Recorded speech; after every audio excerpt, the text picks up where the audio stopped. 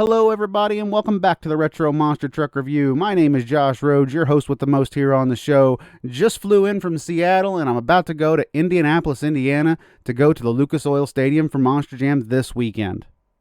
Guys, it's been a very busy few weeks for both myself and Matt, and we both want to apologize for the lack of updates here on our social media pages. But hey, these next 2 weeks, we've got pretty good shows coming for you. Lately, I have been very busy. I'm getting ready to literally walk out the door as soon as I get done recording this intro and setting these episodes up to head to Indianapolis to the Lucas Oil Stadium. I always keep wanting to say RCA Dome. I don't know why. But we're going to be going to Lucas Oil Stadium this week for Monster Jam. Matt actually sat down these past couple of days with Dan, Cheech, Agosh, a guy who's been on this show regularly. He hosts the Crush This Monster Truck podcast, a podcast I've been on as well. And they wanted to talk about the US Truckfest from 1997. Over 40 monster trucks here at this event. And I can't wait to hear these next 2 weeks what these guys are going to be talking about with you. Myself, on the other hand, I got a few things working on the back burner as well. There's a certain 40th anniversary of a certain black and green truck out there and a certain driver that I want to have here on the show to talk about a lot of things. But that's for down the road. That's a little bit later. But anyway, we're going to jump right into this with Cheech and, of course, Matt Stoltz here on the Retro Monster Truck Review. Welcome back, guys.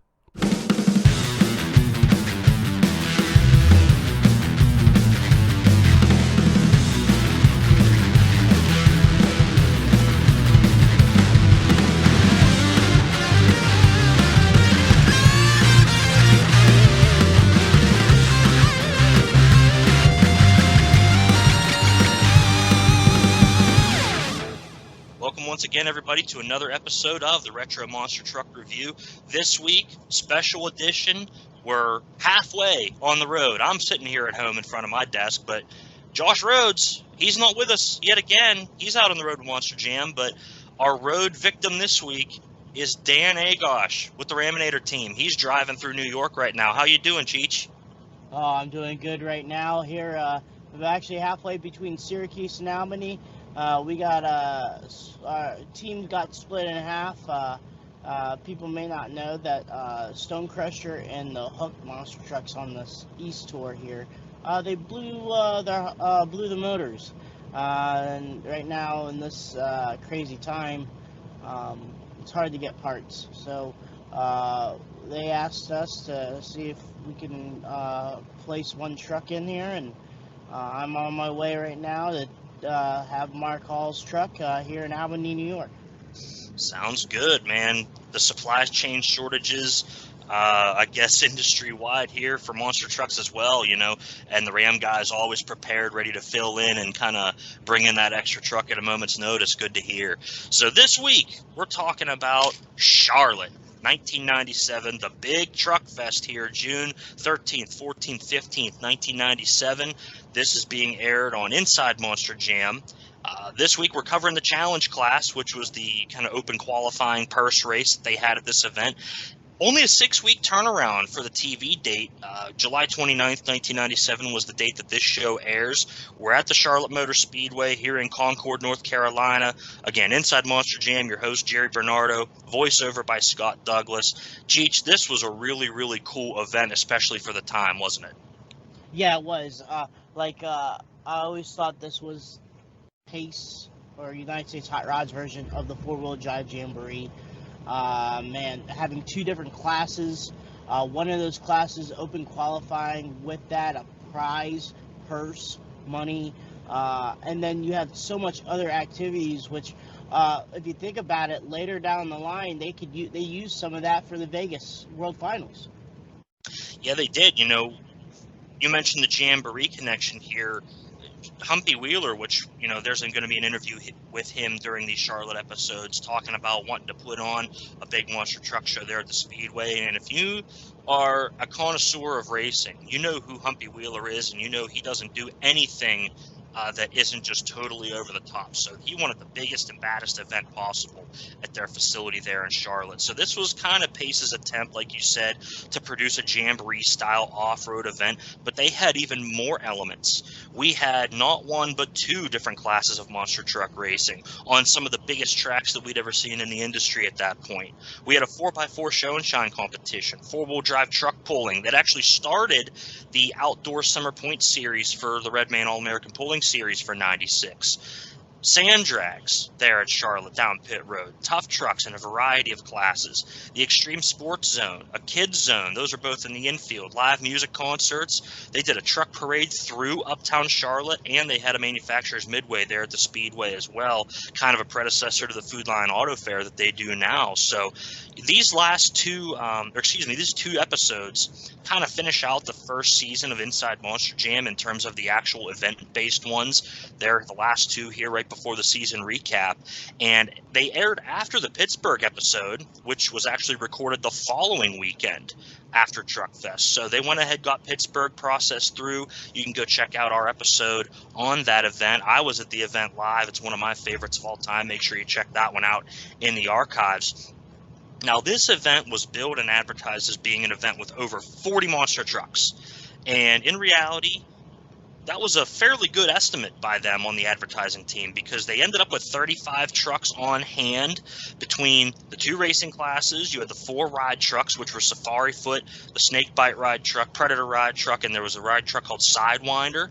And then there was also San Marino's 48-inch tired truck called Raptor. They were performing exhibitions over the weekend trying to get a 48-inch tire class going there in the late 90s. And I also found an online review of the event referencing a sponsored display truck, which brings our total to 35 monster trucks at a minimum here on the grounds at Charlotte Motor Speedway. And the event itself was really heavily publicized. They had TV commercials running all season on Inside Monster Jam earlier in the year, and during other programs on ESPN2. Here's some of the audio from that commercial.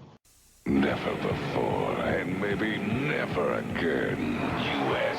Truckfest, June 13th, 14th, and 15th at the legendary Charlotte Motor Speedway. For the first time ever, over 40 of the world's best monster trucks, plus hundreds of show trucks, sand drags, rough trucks, four-wheel drive truck pulling, extreme sports, manufacturers midway, live music, and much more. The biggest truck show in the world. U.S. Truckfest, June 13th through the 15th, Charlotte Motor Speedway.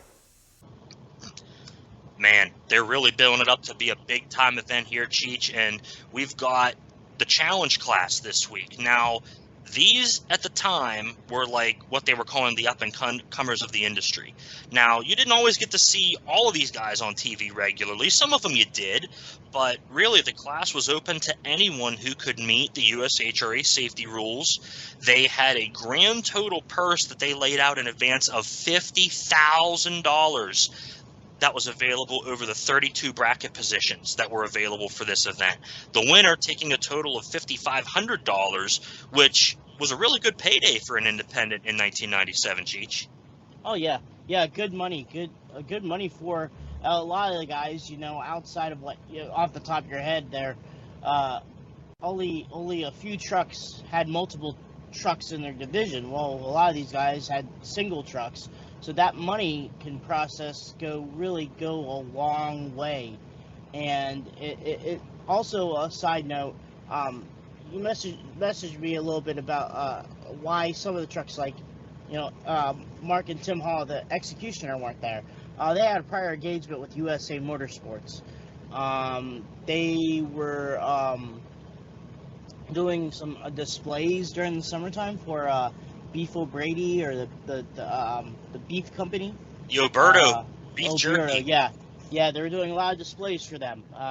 They were trying to, they were trying to push the branding of that for USA and stuff like that. So that's why they missed out on it. But the other events in the future, though, they did take place. And on a side note too, they had a Bigfoot body on one of their trucks at one point in time.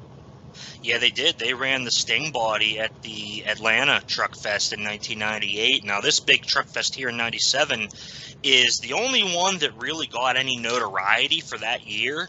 I do happen to have a competitor packet from this event that includes one of the brochures for the Charlotte weekend. And inside that brochure, they say that coming soon is the New England US Truck Fest at Stafford Motor Speedway, August 1st through the 3rd. But from everything I could find online, they kind of just billed that still as a normal Monster Jam event. And then they really ran with this Truck Fest idea for 98, where they did Charlotte, Atlanta, Stafford, Pikes Peak, at least those 4, if not more, where they had kind of a more condensed monster truck lineup, 10 or 12 trucks, and then you still had the tough trucks and the sand drags and the show and shine and all that stuff to go with it. Kind of a smaller version of what we have here in 97, but they went whole hog for this first one in Charlotte because, like I said, $50,000 for the Monster Truck Challenge class, which, has arguably, none of your real big names in it. And it's a big-time open qualifying race, which was not a very common thing, especially during this period of the industry. Just making the first round gets you $1,000 payday, and that's to go and make 2 runs. Maybe it's a hair bit low for the time, but if you at least can make it into the show and get to that first round, each round was an additional $500 of purse money that you got. So you had 2 qualifying sessions on Friday, eliminations happening on Saturday. 19 trucks showed up to run in this open class, so they didn't quite get the whole 32 they were hoping for. But here's our event lineup for the Monster Truck Challenge class. We've got Liquidator and Bob Fisher, Reptoid with Jim Jack, who is really kind of having a breakout year in 96 and 97 with the Reptoid truck. Bennett Clark bringing the old Clydesdale out, still Leaf Spring truck there. Pat Suma's got Thrasher, just switching over from Above and Beyond the year prior. We've got Doug Cole and Blown Thunder coming to run in Charlotte. That's the old Tropical Thunder truck. Gunslinger and Scott Hartsock, really what you would call one of the top up-and-comers at that time, getting a lot of TV exposure there in that 97 season. Sudden Impact with John Seasock. An interesting entry here, Stan Emery and Orange Crate. Now, this was the first large show for Stan, according to the online reports that I'd read. Stan spent like 5 years building the Orange Crate truck, and this was his first big event out here in Charlotte, and he did make passes down the track. We've got King Crunch and Scott Stevens, Little Tiger and Brian Barthel, Dawn Borders with Mistress, Tosaurus Rex with Jeff Bursey. Who else we got? Cyborg, Jack Caberna, kind of getting a good rub there on TV in 97 with a lot of the TV events. Survivor with Chuck Jordan. One of my favorite obscure trucks, Thunderdog with Larry Meyerhofer out of Virginia. And that's actually, at this point, the old Barefoot Racer Leaf Spring truck that he had at the time. He showed up to Charlotte to race. Ground Pounder with Steve Woodard. Mike Vaughters in the Black Stallion 2000, arguably one of the biggest names here in this open class. We've got Avenger, and it's not Jim Kohler's Avenger. It's one of the Pizzo trucks with an Avenger body on it that would turn into the Carnivore truck in later years with the yellow and purple. We've got Jeff Cook in the War Wagon, his new 4-link truck out there looking good. And as you mentioned, the Hall brothers not there.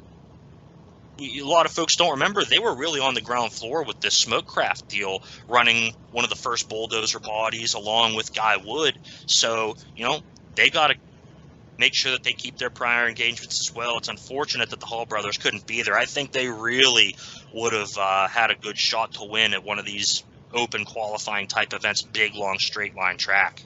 Another team that I was questioning that should have been there too was Charlie Pocket and Excalibur. Yeah, good point. I wonder where he was at again. He handled a lot of the stadium shows that they gave him, and he obviously ran with a lot of the quote unquote up and coming trucks. With Vaughters and Cook from the Thunder Nationals, and there was a lot of. I would like to see in depth on why maybe a lot of the guys didn't make it, like Rambo. It's funny because the IMJ stuff that we look at is a magazine formatted program. So they do more than just the Charlotte. They do other trucks. Well, they show other events with other trucks there, you know, like American Guardian, stuff like Yeah. that. So that always sometimes makes me think, saying, you know, what prior obligations that some of the guys have that I would put a check to my paycheck that Charlie Pocket would be there if he had time to be there. You know what I mean?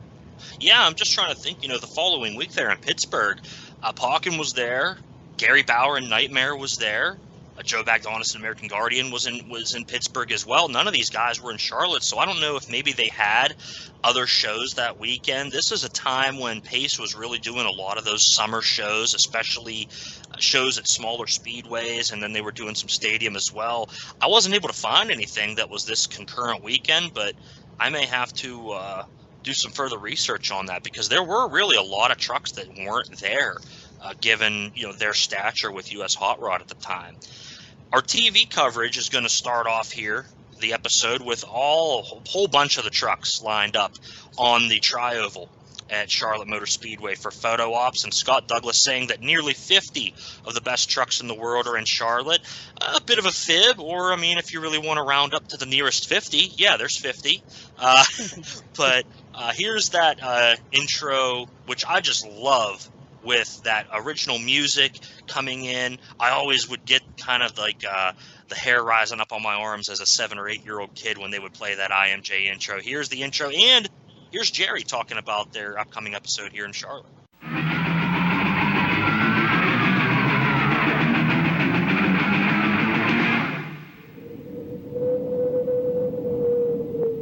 Inside Monster Jam.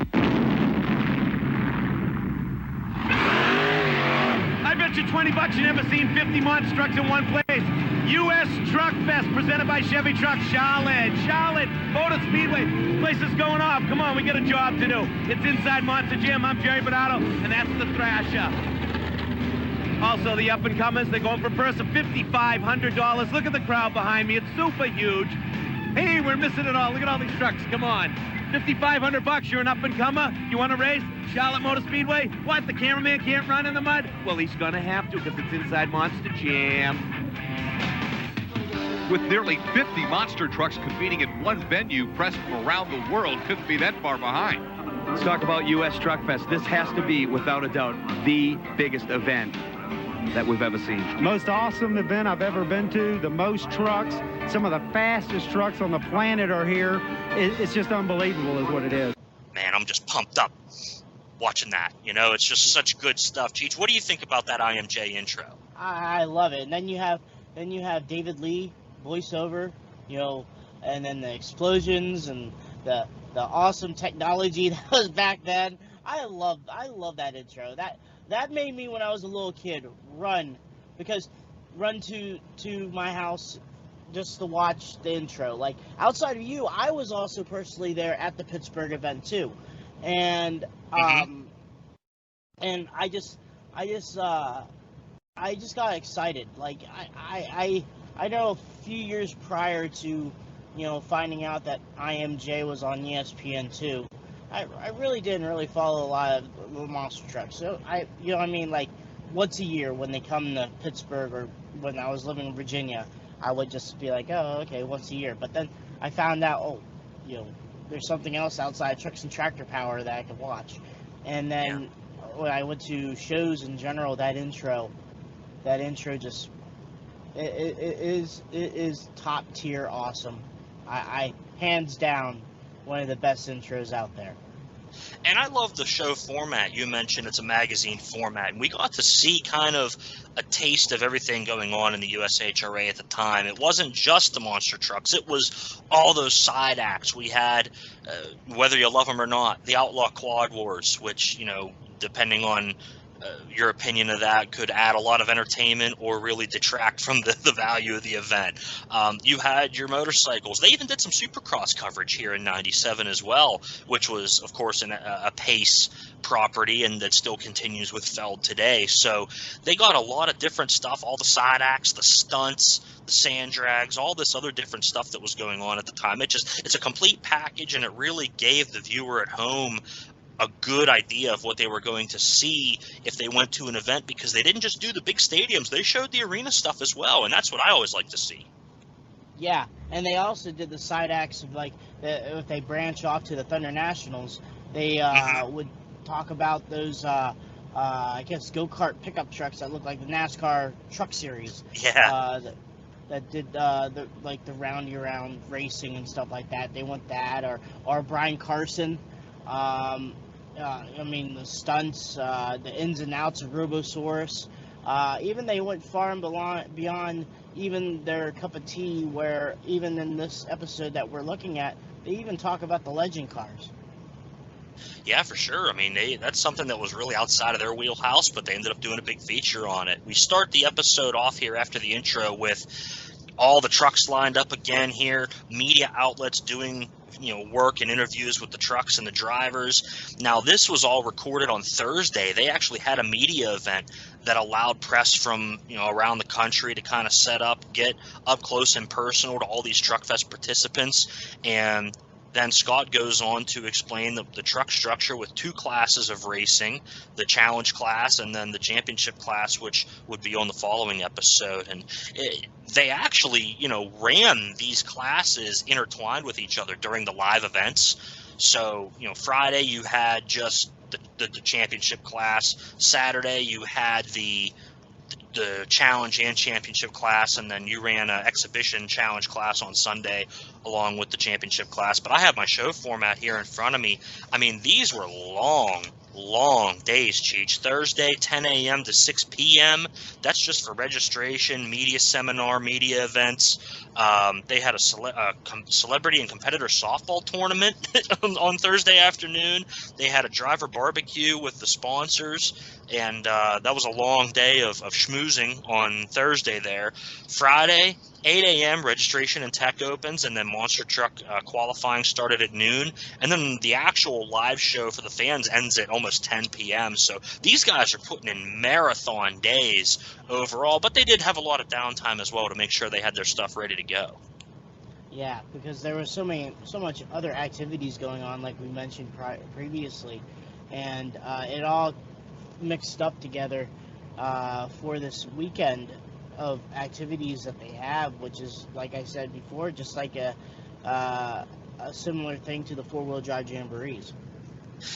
The track here going to be explained as a 400-foot drag race. Now we're starting off the Monster Truck Challenge class with kind of a small roller hill, 2-car jump, then another 2-car jump, and an 8-car finishing jump. And with such a long track, the drivers are kind of concerned about the length of it. It's something that they're not really used to, even at some of the bigger outdoor events. Mike Vaughters mentions that he has to make a big gear change because they normally don't even run courses over 300 feet long, and this course over 400 feet long. So big time adjustments having to be made here by the drivers. We've got the two classes of racing again, as we said, and we're going to start off our monster truck coverage itself with some of the qualifying runs here in the Monster Truck Challenge class on Friday. We see Cyborg coming in 5th. A pretty good run for Jack Caberna in the two-wheel drive truck. Again, Gunslinger, an up-and-comer really at the time, breaking onto TV with a lot of frequency, takes the 4th overall position. King Crunch, the veteran, Scott Stevens, ends up 3rd. Somewhat of a surprise, because he didn't get to run on the big tracks all that much. Jeff Cook in the War Wagon, 2nd place overall. The truck here in the qualifying run on the TV show looks really, really good the way that he has it set up here. And then Bob Fisher and the Liquidator are going to kind of start his effort to try to win this whole thing. He's going to take the top qualifying spot in 1st place. Now, Cheech, as you watch these trucks and run, the track's a little wet. They're running here in the afternoon. There's no fans here yet in the stands, really. It's really a competition-oriented format. Right. And then when they talked about the qualifying, they showed Jack Caberna doing his qualifying, losing his tailgate, bedsides and stuff. Mm-hmm. And then later on during the night, the track comes around, and it kind of helps out Jeff Cook and War Wagon because that track helped him out. And then watching Fisher's qualifying, you could tell there was a theme that's about to be starting with that challenge series. And then also you also notice how much they're pushing the trucks. It's qualifying still, but they're pushing it. They're pushing them really, really hard. They really are, and to that point, we get our leaderboard here on the screen, and the top 5 trucks are all within a second of each other. 10.11 for Liquidator, and all the way down in 5th, Cyborg, 11.04. So really, really tight competition at the top of this field of 19 trucks in the challenge class. And then we see the 6 through 10, Survivor, Blown Thunder, Reptoid, Black Stallion, and Ground Pounder. And honestly, they're not really that far off either. Ground Pounder to 13.16, a couple more runs for any of these guys, and they're really going to have this track dialed in. With the field that you're having, and also with the track changes, and also the preparation of gear changes and whatever the guys need to do, you could have maybe leaned a little bit towards Liquidator, but it was wide open. Yeah, Bob Fisher had a lot of experience in running the Speedway shows, especially, and, you know, of course, he was the winner at the Wall Speedway in New Jersey on the Monster Truck Spectacular VHS, which was kind of a popular choice back in the 90s for a lot of people at the discount video stores. He knew how to run on a long track, and as much experience as he had, we'll see if it plays off for him here. We're covering not only just the Charlotte event here, but this whole episode of Inside Monster Jam. So coming back from commercial here, we get our weekly Monster Moment segment. Now, this was always my favorite segment of the show, because even as a 7 or 8 year old kid watching, I love the old stuff. And this week's segment kind of features the transition from the old steel body trucks to their modern fiberglass body counterparts. And we see Bigfoot, you know, in St. Paul in 88 with the steel body. We see the transition then to, you know, Bigfoot 11 with Eric Tackett and Big Air. And then we've got Barefoot going from Chevy to Dodge. We've got a lot of old clips here. Gravedigger. We've got Carolina Crusher, Taurus, all of these trucks, you know, then and now here in 1997. Interestingly enough, the Taurus shots are the same truck. Taurus 3 in Pontiac in the fall of 1989, and then the same truck in New Orleans in 1997. So they kind of had fiberglass on both of those ones, but the rest of these trucks really were a severe upgrade in terms of performance and getting the trucks a lot lighter. Right. And just the storytelling that Scott was talking about with that segment, and all the different footages of all these different monster trucks, including like Gravedigger and you know, Barefoot. It's so neat when you're a kid to watch, you know, a lot of the old school stuff, because you always like, oh, forgot about you know the full blue body Bigfoot, and then you take a look at fast forward to the green and the pink and teal. I always liked that, and I liked how they capture the essence of just the past and mixing it in with today. Yeah, so an open letter to Scott Jordan and Colt Stevens up there in the booth for Monster Jam. Get in your director's ear, see if they can pull some old footage and do like a 30-second, you know, throwback segment every week on Monster Jam. It'll get some kid passionate about it like it got us excited back in the 90s. Right. I mean, that's what I look forward to the most each week. So coming out of that segment now, we've got Jerry here in a Kids Zone, and that's something that Charlotte still does at their annual event every August with MTX Productions, Brian Manson doing the back-to-school Monster Truck Bash over there at the dirt track. They have a huge Kids Zone at the pit party where they have the big inflatable playground stuff and all that stuff going on. So that's something that even translates over to today. Our next segment is going to be Stadium Rough Trucks out of St. Louis at the TWA Dome. And we've got, for a short straight line track here, a lot of damage because these are mostly street-oriented trucks. They really struggle on this course. We see a lot of broken axles, a lot of bad hops and hits on these trucks. Our winner is Jim Kemper, who manages to get a smooth run on that straight line track with a little bit more off-road oriented vehicle with the big tires. But I tell you what, Cheech, these street guys, you know, the USA Motorsports Monster Truck Challenge was known for the pro arena trucks, but the rough trucks and US Hot Rod really brought a bunch of spectacular moments as well. Right, and it's always exciting seeing those because it's the weekend warriors, and they they want to show their stuff, stretch their stuff, I guess you may say, show what they have to do, and they'll put the beating on it to a point where they have to sometimes maybe have to break the truck. Yeah, everybody wants their 15 minutes of fame for sure, especially if you can do it in front of 40,000 people. Next segment here is going to be monster truck racing, and we're heading all the way out west to Sacramento. We're here in the Arco Arena, straight line, short arena track, one jump over the cars, and we start off with Craig Christensen and Dragon Slayer taking out his wife, Julie Christensen, and misbehaving. So I guess Julie going to be doing the dishes that night in the hauler.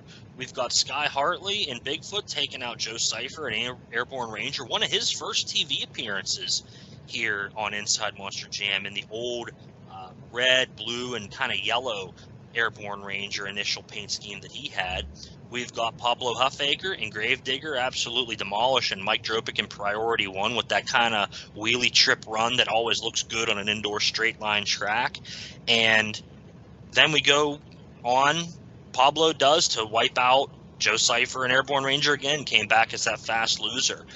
Bigfoot and Dragon Slayer, the other semifinal matchup, and Sky Hartley going to get the better half of that matchup, and that puts our finals into a Bigfoot Gravedigger showdown, which is always really, what the fans are going to want to come to see. If you got both of these trucks at the same arena, that's the matchup you want. Now in Pittsburgh, we didn't really get that during this era. From 94 onward, it was pretty much you either got Bigfoot or Gravedigger, rarely both, especially in the arena, at the Civic Arena. So we didn't get to have this dream matchup, at least in Pittsburgh, very much. But here in Sacramento, they get it. And Gravedigger is going to come out the winner after Sky Hartley kind of sleeping at the light a little bit. Pablo going to take about a tire length lead here at the finish line. Sky tried to come back hard, but just couldn't get it done. This West Coast action, Cheech, it was really cool to see, again, some of the small arena action. Right, and seeing all the, to me, seeing the West Coast trucks, also seeing the West Coast trucks in general is always unique, because me and you never really got a chance to see, we occasionally, see Chuck Jordan and Survivor would once in a while. He was at Pittsburgh that same episode that we were talking about. Yeah, as much as he says he wasn't there, he was there. Yeah, on that. My goodness. Anyway, but still, seeing all the, I just love it also of how they, like you said before, they even bring the smaller events, and I think that's pretty cool, where they just go in depth on every single format of their program. Now, speaking of every format, the next format we're going to cover here is the Outlaw Quad Wars from the Seattle Kingdom. Now, if I'm not mistaken, this event was actually like in very late 96, or it was like maybe the first weekend of 97.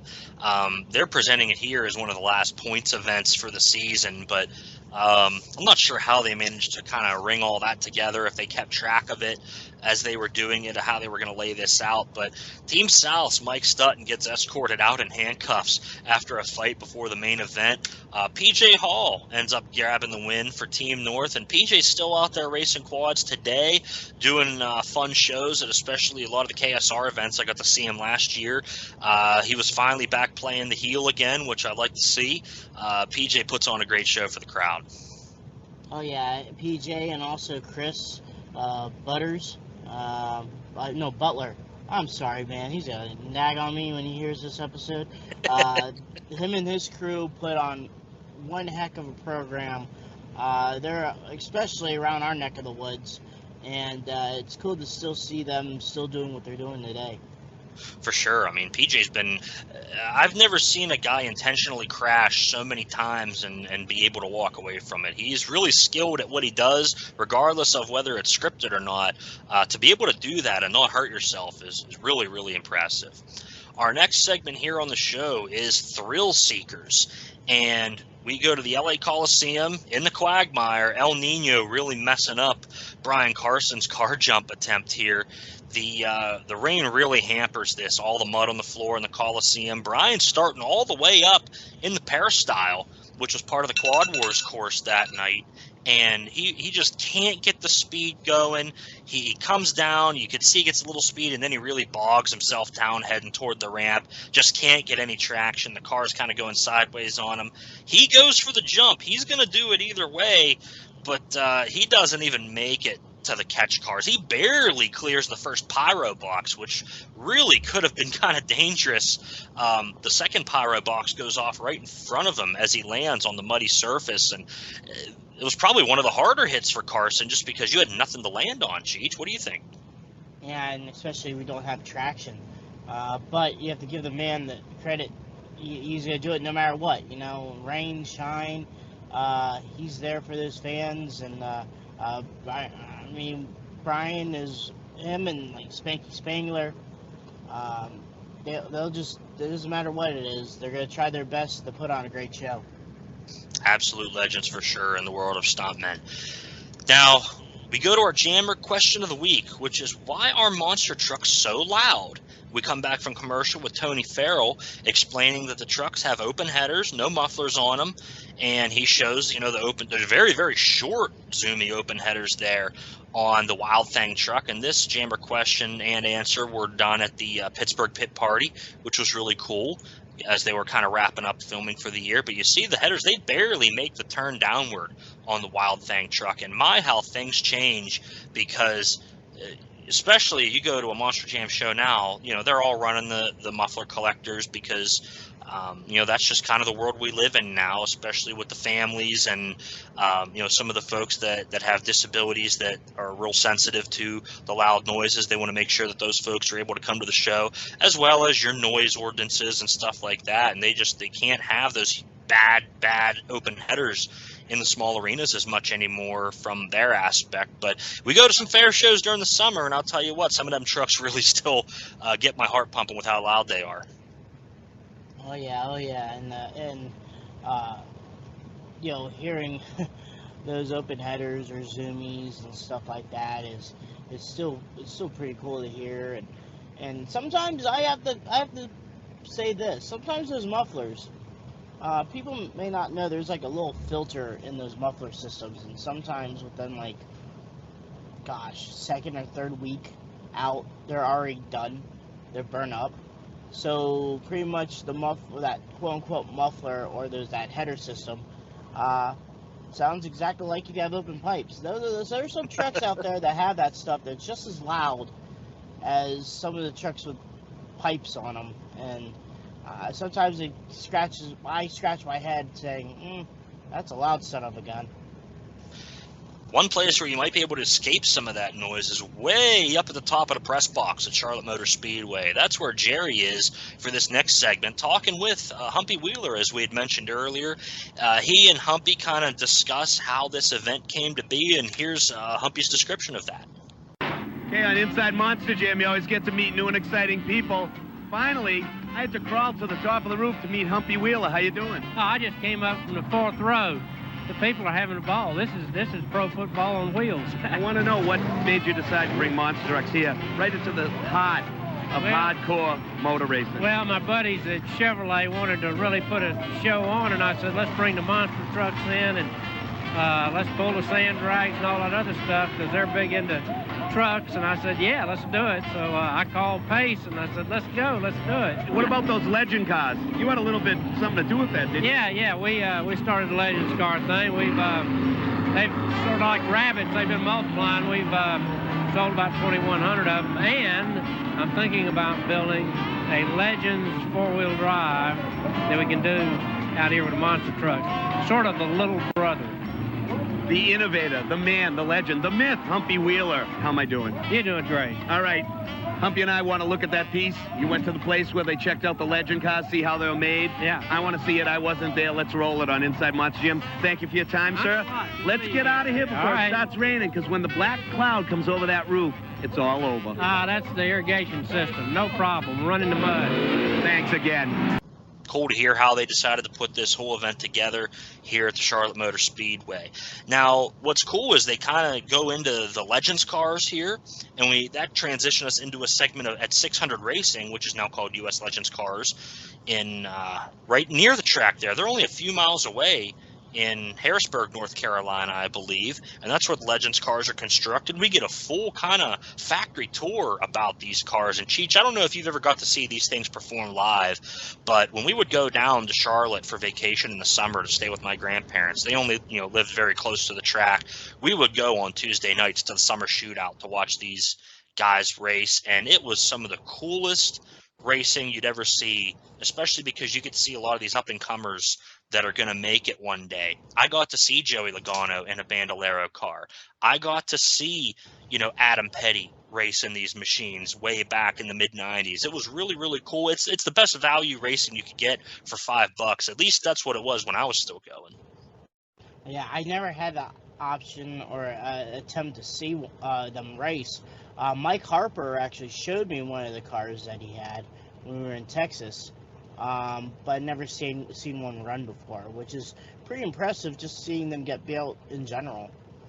Yeah, they're really cool. They're like a 3/4 scale, version of the old cars that initially started the sport back in the 40s, and we've got like a 4-cylinder motorcycle engine, I think they say they run on, like a Yamaha engine of some kind, and they were using like Toyota Celica rear ends, which I'm not sure if they have the sourcing on those anymore, or maybe if they've switched to something else, but it's really impressive to see just how many people have come through this Legends car program. It's a spec racing class. You can't do a whole lot in terms of tuning.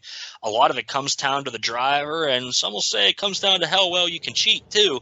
But it was really cool to see these guys come up through the ranks over the years, from the Bandoleros, which are like really big go-karts. They graduate into the Legends cars, and then you do that, and then they're kind of ready to go into some of the feeder series back then, which would have been like ASA or ARCA, or even right into the truck series nowadays as you get into your late teens and early 20s. So it's part of a development program that a lot of teams use now to teach younger kids car control, and it's amazing just how good some of these people are. They were 3 classes when I used to go. They had semi-pro, pro, and masters, depending on what age and skill level you were. And they'd have like 150 cars on a Tuesday night show up to run these races. It was just amazing. So really cool to see a segment on these Legends cars here on Inside Monster Jam. And now we get to go to the main event here on the first week of action from Charlotte, and that is the Monster Truck Challenge class, the open qualifying class, racing for that purse money. And we're going to kind of pick up with round 2 action on the broadcast, but I'm going to go ahead and cover these round 1 pairings as well, thanks to Andrew Fielder's old site, Monster Trucks UK.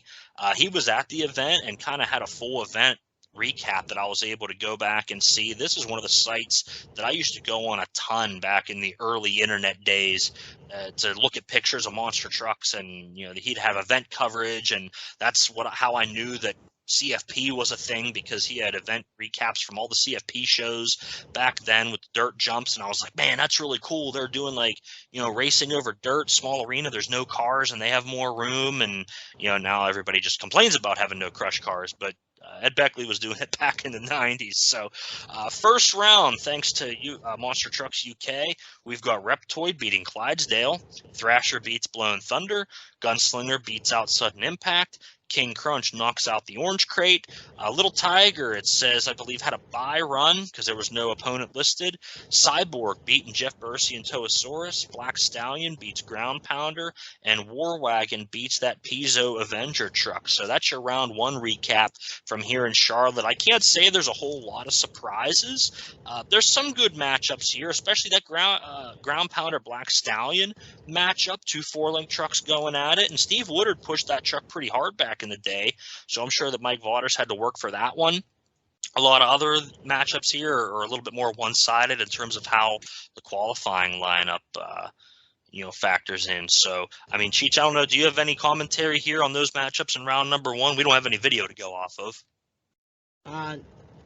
Because based off of the video itself, but the way I was surprised was this Black Stallion ground pounder, like you said, because later on in the episode, that's one truck where it got himself in a cattywampus situation, but somehow got out of it.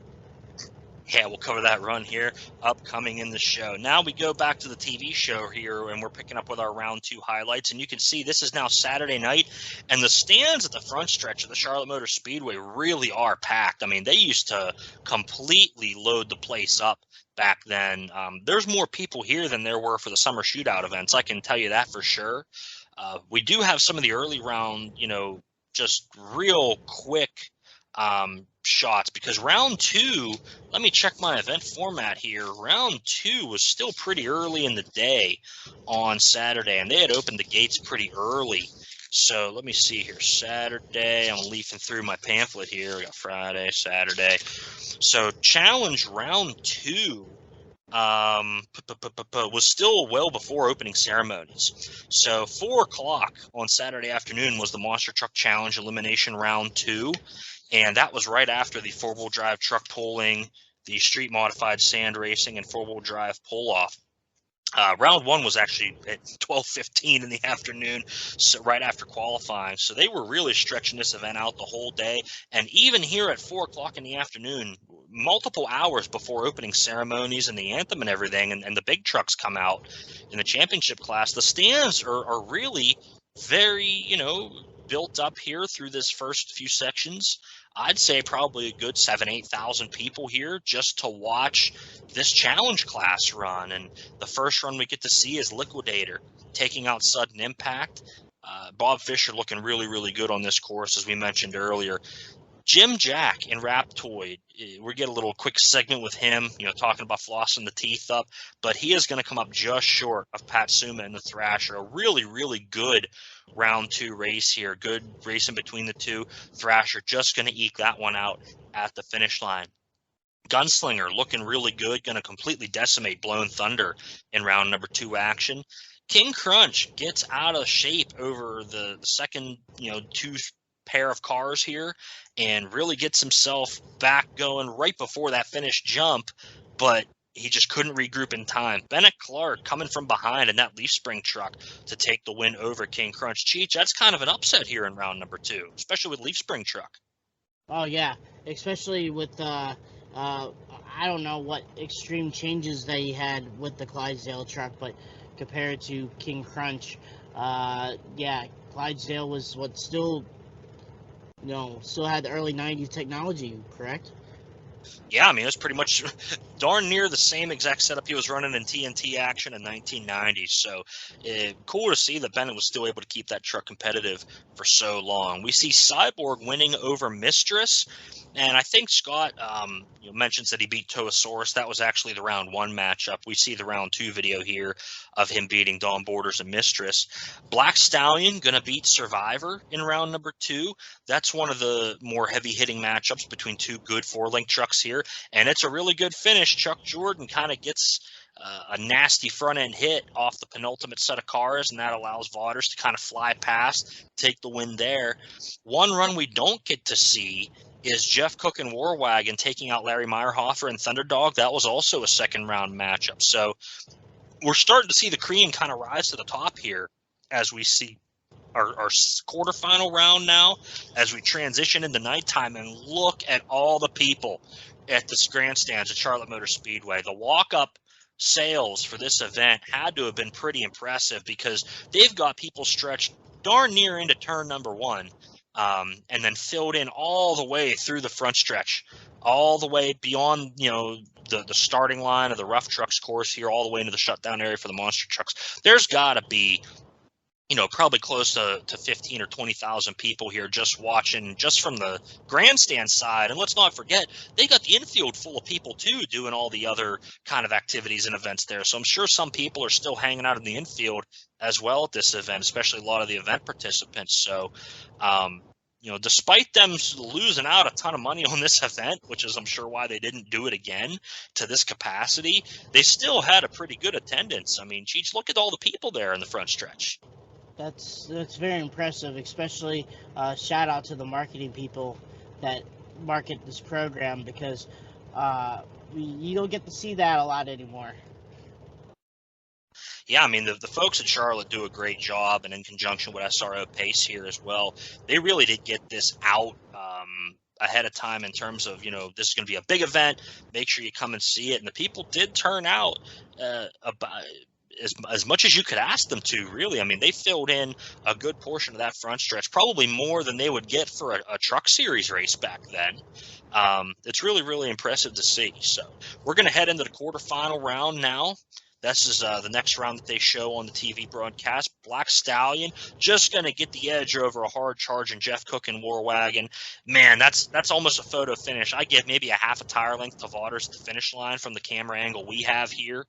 The racing really, really starting to tighten up as the cream rises. Again, as I said, the four-link trucks are really taking control here of this racing bracket, especially the newer four-link trucks. They're really, really performing well. We see Little Tiger here and Black Stallion going super, super hard. Excuse me.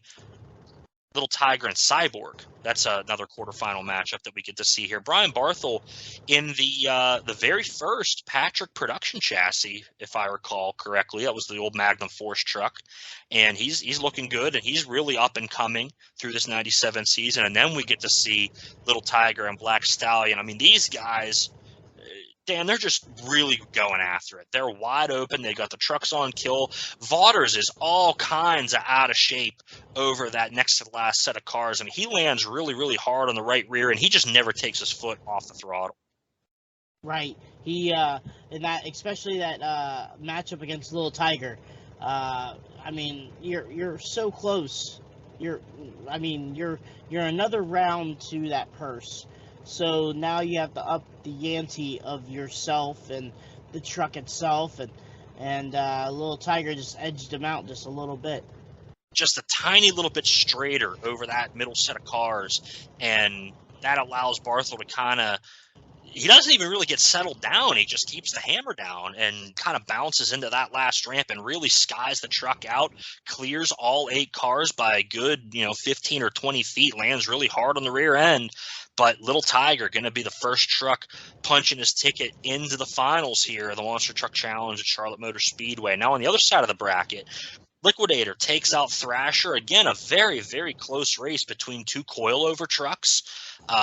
Really cool to see. Thrasher has the lead. Patsuma kind of sends it a little too hard over that final 2-car jump and kind of gets a little bit out of shape, lands all the way in the middle of the two, and then Bob Fisher kind of putting the power down and flying past him over that last set of cars. I mean, these guys are trying to come up with a strategy to make it work here on this long 400-foot, 4-jump straight line track.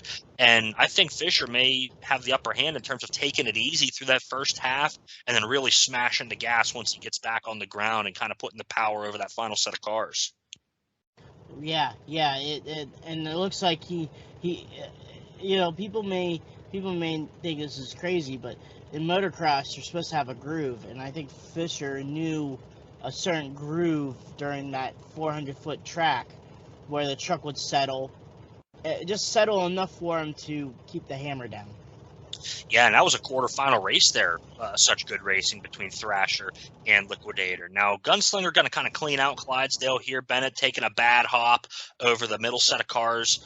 The Leaf Springs just can't keep up with how hard he's pushing that truck, and Hardsock going to go up against Bob Fisher in Liquidator in that other semifinal round. 2 Fords going at it to face the Chevy Little Tiger here. Who's going to make it to the finals? Well, we're going to get to see the whole run here on the IMJ coverage, and it looks like Bob Fisher gets a little bit of a better drive right off the start. He gets about a half truck length lead even over that first little roller, and he just kind of tows Scott Hartsock all the way down the track. Scott pushing it hard, but just can't quite make up the difference.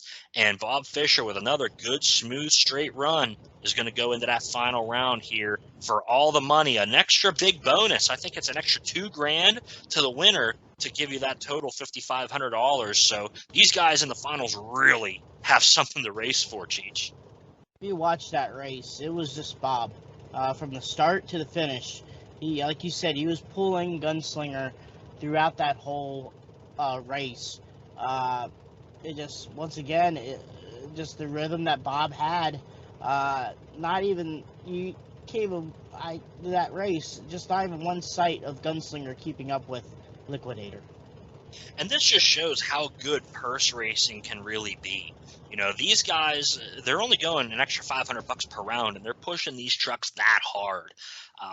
Now, granted, this is the 90s. The industry's in a little bit different place back then than what it is now, but these guys would go out and race for this money back then. And I'd love to see somebody put up, you know, even something similar to this where you can get an extra $500 a round, maybe in an 8 or 10 truck bracket at one of these larger outdoor shows in the summer, for one of our independents. I know Elliot's done it in the past, winter bonus and stuff like that at Monster Truck Throwdown events. So what you could tell when these guys go out and race for the money, they're going to put it on kill. They want not only just that prize money, but the bragging rights to say, hey, I won it when all the cards were on the table. Yeah. And even now today, Monster Jam gives a little bit of bonuses and stuff like that, and it kind of pushes us to run it just as hard as their company trucks. Yeah, but it's so fake. I didn't know that, honestly, that you guys had an incentive program. That's really cool to hear. That gives me some ammo against all the trolls on the message board and on the Facebook group. So, hey, these guys have something to race for, too, especially the independents that are booked out to run on these tours. That's good to hear. It's always good to have that incentive. We're coming back from commercial here. We're going to take a little pause in the monster truck action from Charlotte, well, at least in terms of the competition, because Jerry is going to get to drive the Gunslinger. We had a lot of rain here, as we mentioned, through the afternoon, where the track was real slick earlier in the day, and that's going to provide an interesting test for Jerry because he's never taken a monster truck over cars before. He did get to drive Gravedigger down at the test loop, but I'm not sure if that was recorded before or after this happened. But either way, he's never been over cars yet, and we see Mike McFarland giving Jerry Bernardo some instructions on what he wants him to do, and we see that Jerry's actually going to get to do this in front of the grandstands. This is prior to the opening ceremonies of Saturday night's program. We see the sun starting to go down just a little bit. Jerry takes off, and the Gunslinger rolls into second gear really nice, goes over that roller, and then as he approaches that set of cars, it sounds like the truck maybe either falls out of gear or maybe he knocked the shifter or something, because the engine buzz is really bad. But it doesn't over rev it too much. It doesn't hurt the engine, I guess, because Scott was able to go on through the brackets that night.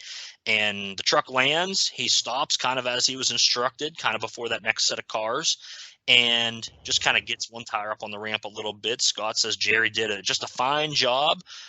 We did have some breakage. Jerry went to go turn the truck around, but had no steering, and turns out a hydraulic hose kind of just popped on that landing. Jerry offers to pay for it. Here's that whole exchange between Jerry and Scott.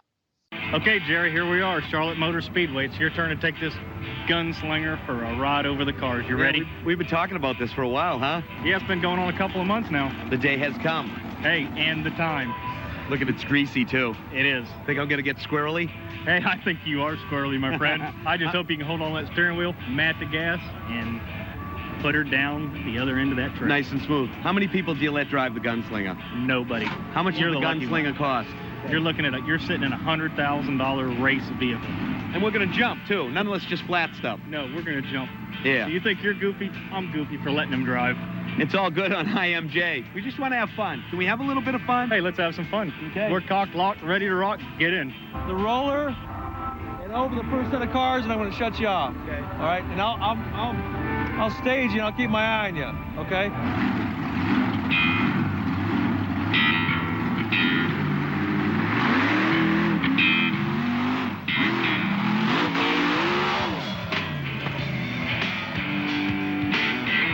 Well, Jerry, you did a fine job. That thing left real good, went over that first set of cars there, copped a little air, come in here, and you got a little crossed up there going to that second step. But, man, I tell you what, you got the knack. I was trying to shut it off before the second set, but I wasn't sure what was going on. Then I tried to back it up like a pro. He taught me to put it in reverse. Pretty simple. And I was turning, the wheel wasn't going. What happened? Looks like we got a hydraulic hose broke, something that's real simple. We'll get it fixed, and we'll come back here. So it wasn't me then? No, not at all, not at all. I don't know, you might have been grabbing hold of the steering wheel so hard you might have choked the fluid right out of it. It's pretty cool, though. I mean, there's a lot of power. It is. Not very many people get to do that stuff. Right. In front of the fans here at US Truckfest, Dude, Pretty thanks. good. Seriously. All right, Jerry. That was fun. Sorry about the hose. Hey, What's that, like a few bucks? yeah, $2-3. Don't worry about it. Yeah. Now, Cheech, it's kind of good that Jerry kind of broke that part on that first run, because if that would have happened to Scott while he was racing, that'd have put him out for the night, cost him a couple $1,000. Yeah, and then he gets a fresh new part, puts the part back on, he's ready for racing. So sometimes it's a good thing that you can find little gremlin problems supporting people that want to drive a truck. You know what I mean? It could be someone else that could have took the position, and the good thing that Scott said, yeah, we could try it with my truck. Sometimes it could be a good lifesaver. Yeah, it gave Scott the opportunity to get that thing tightened up a little bit more for the competition later in the evening. We get to see some sand drag highlights here from Charlotte. Darrell Galloway in the night shift Valvoline vehicle going to take the event win here for the sand drags. Tough trucks action, pretty intense on the asphalt front stretch here. Mike Keith going to take the win in the Mountaineer prototype with a 14.8 second final round run. Now, they ran these trucks 2 at a time, but according to my event format, they were doing those for time. Timed runs, so whoever got the better time out of that round would advance on to the next round. So that's what they ended up having was, let me see here, intermission at 9:05. Then we had our side-by-side street elimination final, 8 trucks running for fast time. So the fastest out of those 8 guys in the tough trucks competition gets to take the win, and it was Mike Keith in the Mountaineer prototype. He would come back the next year in Charlotte with a Mountaineer 2 prototype and would end up flipping the truck upside down both days. So definitely a better 1997 than 1998 for Mike Keith. He beats Thomas Ray White in preliminary competition there in the Twister trucks. So some of the bigger names in the rough trucks environment coming out to race here in Charlotte. And what's I think is really cool is one of these later final runs, Keith really gets a bad start, but he ends up coming back against this kind of buggy-looking vehicle to take the overall event win. So you got to stay in it the whole time. You never know if you're going to be able to come back and take that win. And also, you think about too, the track was pretty long for those guys also. Yeah. So and that roller, or not roller, but that 3 jump in the front straightaway can also show some abuse towards those trucks. Later on in the future, it abused the monster truck, but we'll talk about that later. Yeah, for sure. We've got Adam Murphy, who's kind of like an IMJ correspondent. He's in the extreme zone in the Charlotte infield, where we get some BMX, skateboarding, and other extreme sports being featured here. And it kind of makes sense that they would feature this on IMJ for ESPN2, because extreme sports were really gaining popularity at the time here in the late 90s, and ESPN2 was kind of marketed toward a more youthful, edgy image, and it kind of lent itself perfectly for these alternative sports. And it was really, the X Games were getting big. It was like their 3rd or 4th year for the X Games, and that really peaked out there in the late 90s, early 2000s. The video games were everywhere. Tony Hawk's Pro Skater came out, a couple years later, and the BMX games. Everything was just extreme sports in the late 90s. Yeah, and then ESPN2 being the alternative program compared to ESPN, it definitely opened up the doors to the popularity of the extreme sports that you will see today with like X Games and motocross and stuff like that.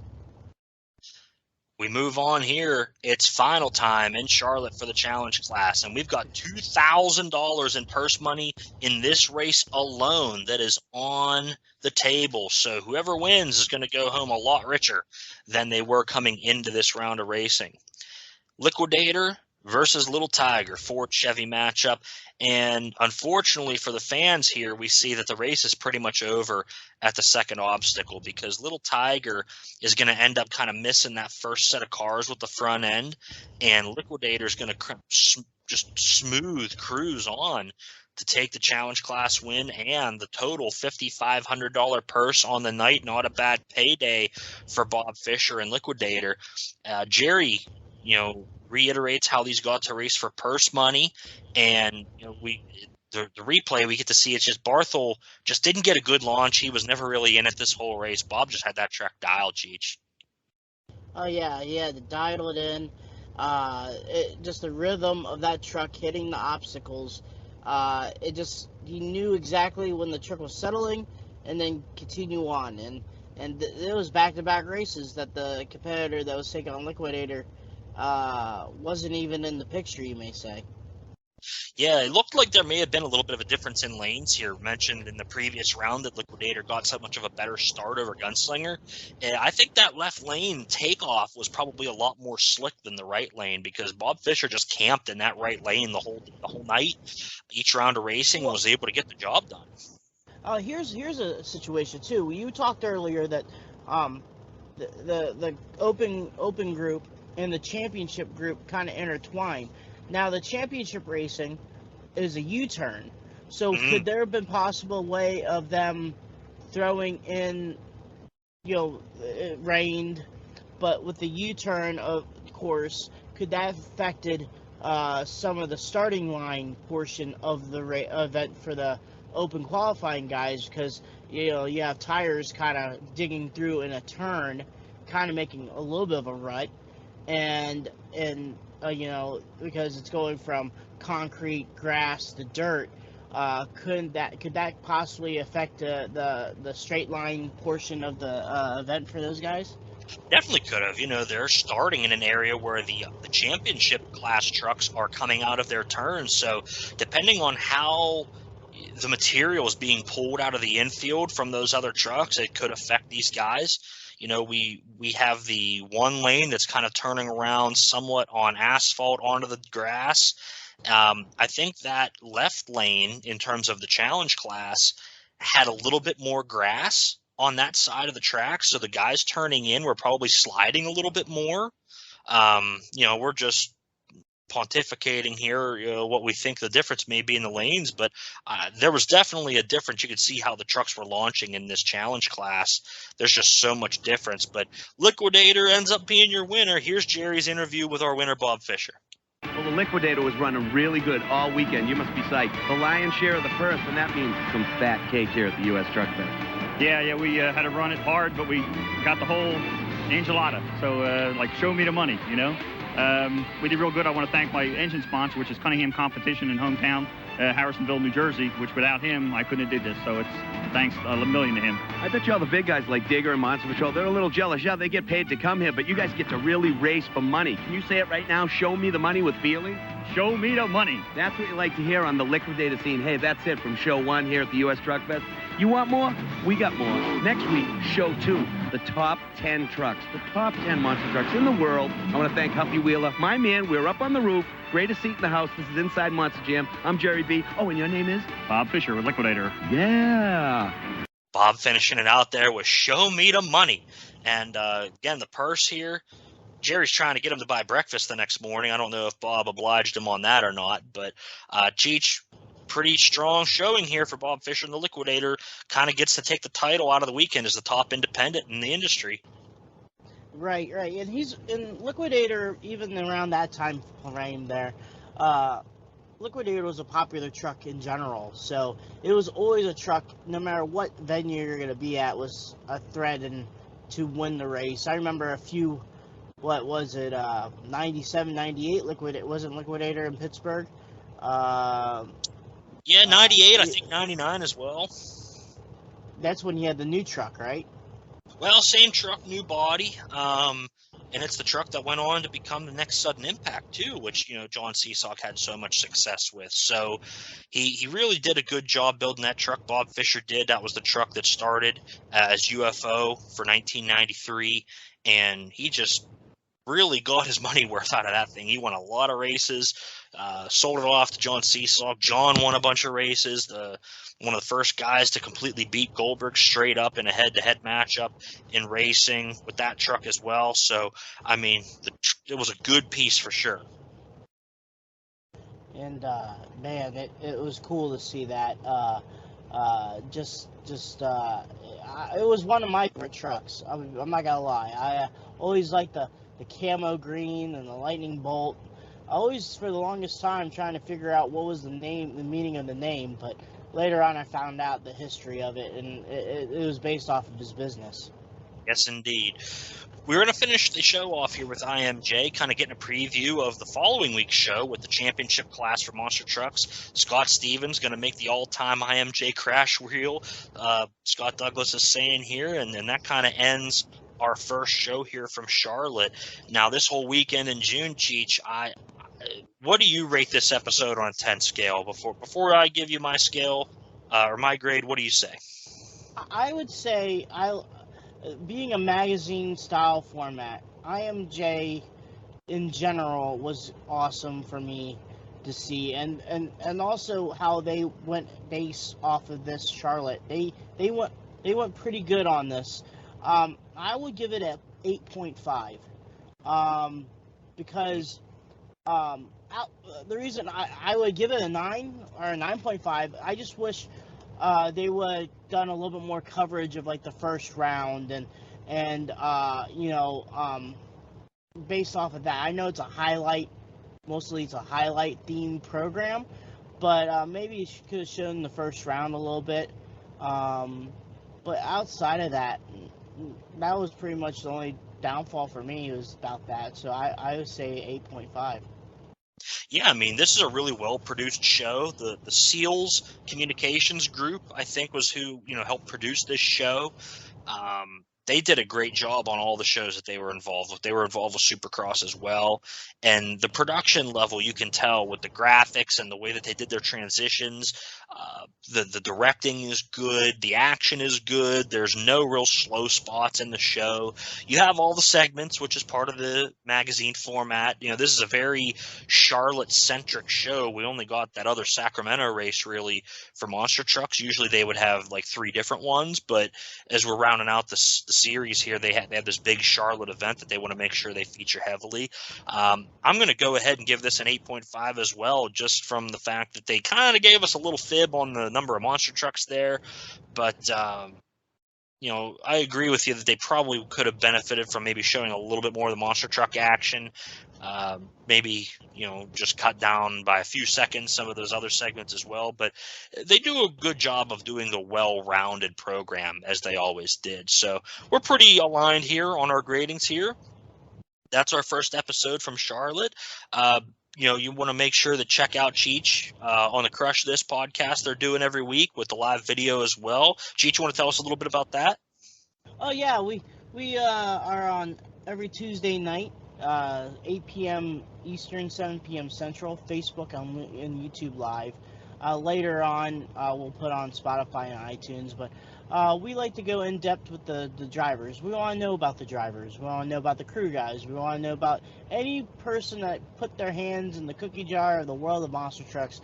We want to know, and want to know what they do for fun and stuff in general. So that's our podcast format. And then we also got a spread.com clothing store that we got some t-shirts now for sale and stuff like that, memorabilia. We learned from Bigfoot and a couple other Sugar King. They kind of made a website like that, so we're kind of following off of their footsteps. But go to follow us on Crush This, a Monster Truck Podcast, on Facebook and on Instagram.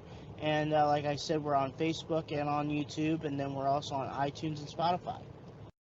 Good deal, man. Make sure you check them out on all those different platforms. And speaking of this platform, next week we're covering Monster Trucks 2000, the new Thrillinium. You want to make sure you tune in for that one, Cheech. It's going to be amazing. We talked about the scripted Quad Wars and maybe a little bit of scripted action going on here in Fellsmere, Florida as well. But a lot of different happenings going on. Who knows what's happening down there in the swampland. So check in with us next time here on the Retro Monster Truck Review for Monster Trucks 2000. Want to make sure to remind everybody to go out and donate blood if you can. American Red Cross or Vitalant locations, Central Blood Bank, whoever's in your hometown, reach out to them. See if you can get an appointment. I think it's like every 56 days you're allowed to give blood if you're eligible. The stores are really, really running low for the people that need it in the hospitals. It's a cause that's very near and dear to my heart. So please make sure you go out and donate blood if you can. That's going to wrap it up here. Week one from Charlotte. One more thing. What do you got? I always do this in my podcast. Maybe spread some love to this one too. Check up on your friends and family. We are very push. We very push mental awareness. We have lost a lot of people that shouldn't. Should be still living on this earth, and the mental battles that they had, the demons and stuff like that. In general, we really push that awareness, and always check up on your friends and family, because you just never know if they need that. For sure, man. If it's somebody you haven't talked to for a while, give them a ring on the phone. Say, hi, how are you? You never know what that could mean to somebody, So we want to make sure we cover that as well. I believe Josh every week also posts the National Suicide Prevention Hotline. So you want to make sure that, there are resources out there available to you if you're going through a difficult time in your life. And we're much better off having you here than not having you here. So with that, we'll end it up here in Charlotte, week number 1. Cheech, thanks for being with us on the show. We'll see what happens in the future. Maybe we'll get you on again. So we'll wrap it up here from the Retro Monster Truck Review. Thanks for tuning in with us. Show me the money.